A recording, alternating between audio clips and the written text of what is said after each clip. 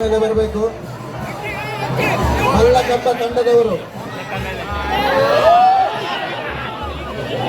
ವೇದಿಕೆಯ ಬಲಭಾಗದಿಂದ ವೇಷಧಾರಿಗಳು ಇಳಿಬೇಕು. ವೇದಿಕೆಯ ಬಲಭಾಗದಿಂದ ಹುಲಿ ವೇಷದವರು ದಯವಿಟ್ಟು ವೇದಿಕೆಯಿಂದ ಇಳಿಬೇಕು.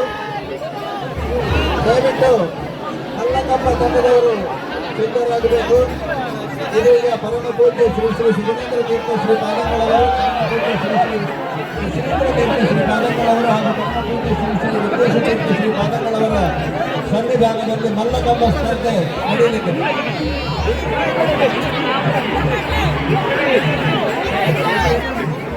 ನಮ್ಮ ನೆಚ್ಚಿನ ಜನಪ್ರಿಯ ಶಾಸಕರಾದಂತಹ ಶ್ರೀ ಎಸ್ ಪಾಲ್ ಸುವರ್ಣ ಇವರು ಕೂಡ ವೇದಿಕೆಯಲ್ಲಿದ್ದಾರೆ.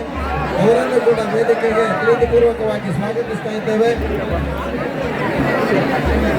ದಯವಿಟ್ಟು ಮಲ್ಲಕಂಬ ತಂಡದವರು ತಮ್ಮ ಪ್ರದರ್ಶನವನ್ನು ನೀಡಬೇಕು ಅಂತ ವಿನಂತಿಸ್ತಾ ಇದ್ದೇವೆ.